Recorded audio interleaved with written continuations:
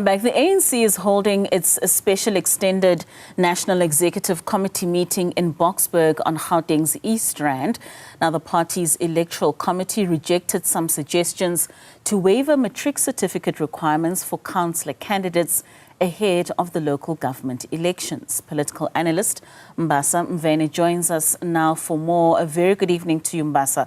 Thank you so much for your time and for joining us. Let's start by talking about why ranking matters more than the ballot itself. For candidates that are outside the top 10 on some of these lists, how real is the risk that they simply don't get a council seat, even if the ANC's overall vote holds up? Well, sorry, can you please just come again with the question? With regards to, the IEC lists that are expected to be sent by the end of this week, the ANC will be sending some of their candidate lists. I mean, they are currently sitting. So just talk to us with those that are not within the top 10 of these lists. How real is the risk that they might not get some of those council seats? Well, I think the risk there is extremely real. I think what maybe complicates this process for the ANC is that in this year's election, they've decided to take a route that is a bit more rigorous than the usual. And I think this may create a problem for their party internally, as well as candidates who previously simply relied on popularity, mobilization, and control of regional structures in order to be able to control, influence, and to be able to make it onto party lists as, for instance, PR candidates. But I think in this particular election, the ANC, through this more rigorous process, and hopefully it is genuinely rigorous, it is creating quite problems, and some of the candidates or hopefuls may not make the final cut. And you speak of this rigorous process that the ANC has undertaken, and on the weekend, I mean, we expected there to be an announcement of the preferred mayoral candidates, and that did not happen. Was that a sign of a genuine delay, or was it just the party that couldn't agree internally? Well, I think the answer there would be twofold. One, that points to administrative delay, and that secondly, it also points to a problem that I'm sure the party is facing in terms of political management, because candidates may arise who may be renewable or voter credible candidates, but these candidates may not necessarily be aligned within regional structures or strong factional structures of the party. And so I'm sure the party's NEC is trying to strike a balance or to manage the process where they don't end up having huge factional fights at a time when they are supposed to be campaigning, and we all know that electorally at the moment the ANC is extremely struggling, almost drowning. And if we're looking at particular metros, I mean, incumbent Dada Morero, Integrity Committee head Reverend Frank Chikane, as well as the Deputy Mayor NCOJ Loyiso Masuku, all in the mix for Johannesburg. What does having the Integrity Committee chair as a mayoral contender say about how the ANC is trying to reposition itself there? Well, I think the public has at times questioned the integrity of the ANC's Integrity Commission. I mean, we can cite numerous instances of that, or things that created that particular impression. But I think the public at this point would have an appetite for a candidate of the stature of Frank Chikane, for instance. I think for the public to buy the campaign by the ANC of renewal, or for them to argue that they have now learned from their municipal failures in the past, they need to produce the kind of candidates that are of the stature, the integrity, and the image and reputation of people like your Frank Chikane. I'm afraid that Morero does not have a very good reputation with the public or with the people specifically of Johannesburg. And I think the state of local government there in Johannesburg does tell us of the quality of job that he has been doing so far. And if you're looking at metros such as the city of Tshwane in comparison to the numbers in the city of Johannesburg, I mean, they have 6 names on their list. Does that many contenders suggest a genuinely open contest or a province struggling to consolidate behind one candidate perhaps?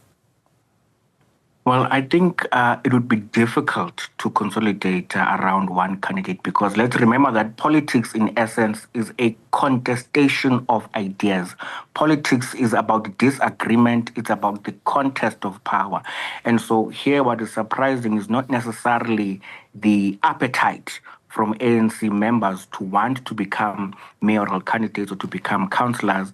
But what then should be surprising is that a party at these levels of decline is still unable to sit down and agree on what needs to be done. And I think it's not rocket science for one to see what really needs to be done in a party like the ANC that has proven, I believe, time and again that it has been selecting or electing people who are simply incapable of doing their jobs at the municipal level. And if we're looking at Durban's list, I mean, it includes a sitting deputy minister in Dr. Nomusa Dube alongside the incumbent mayor Cyril Xaba. Is bringing in a national figure a vote of confidence in local leadership or an admission it needs more strengthening?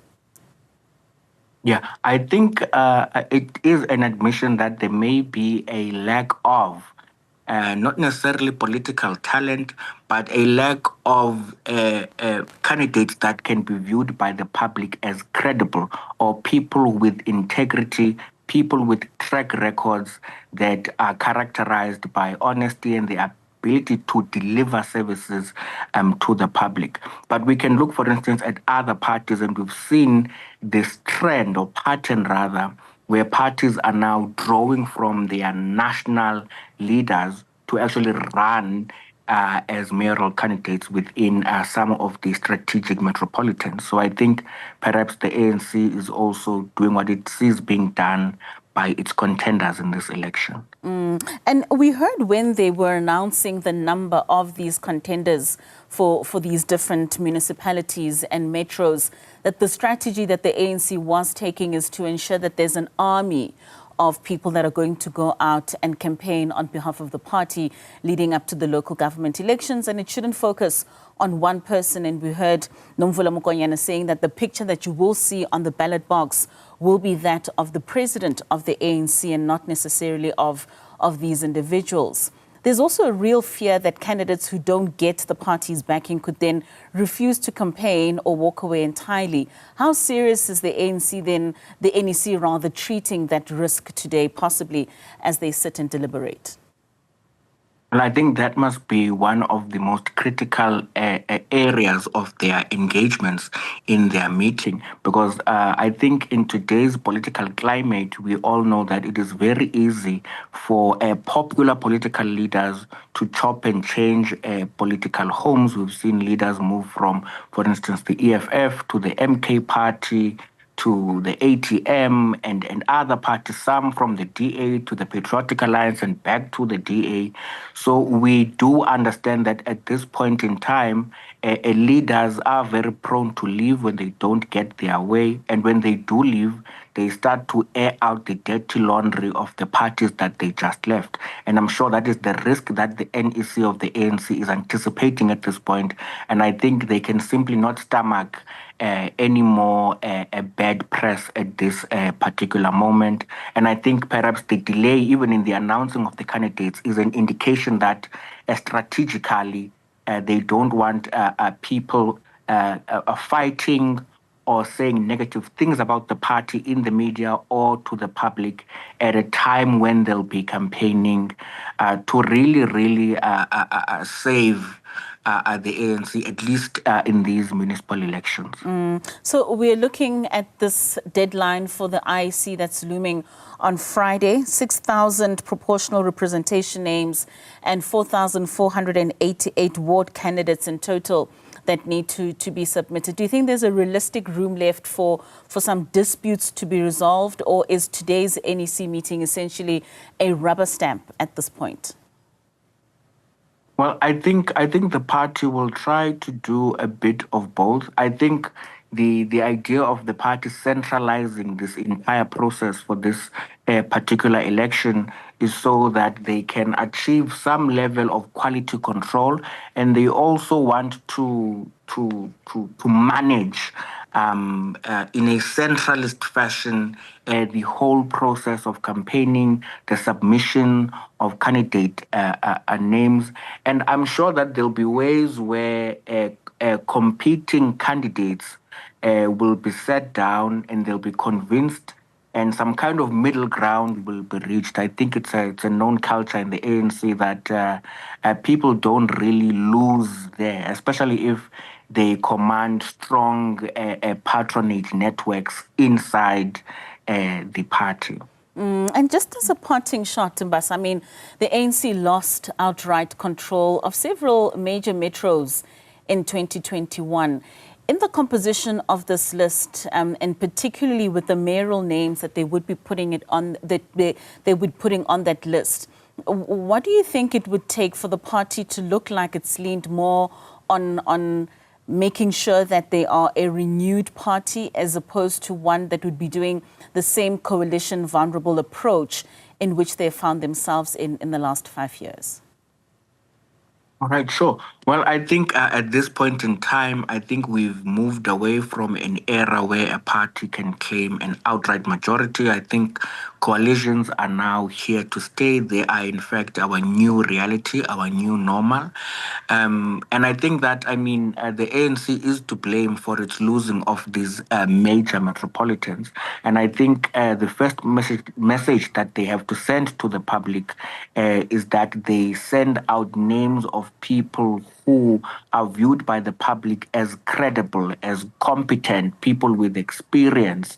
We can look at running a municipality in the same way as running a company that must have a CEO. Of course, I'm not saying that municipalities are for profit, but I'm saying that if a CEO needs an MBA, for instance, then we should consider something equivalent to that for candidates who go into municipalities, so that we can see a genuine improvement in the delivery of services, and not only a good campaign speeches and a diplomatic language that dances around accountability concerns. And I suppose, Mbasa, municipalities should be run as for-profit, because it's these institutions that need to ensure that they collect revenue and they put back within the services that they provide to the people. So it would be quite important to have those people that sit in those positions running these municipalities to do so as though it were businesses. So thank you so much for your time and for joining us this evening. That's political analyst Mbasa Mvenene, just giving us an outlook there with regards to that looming deadline that the IEC has set for parties coming this Friday to finalize on their lists.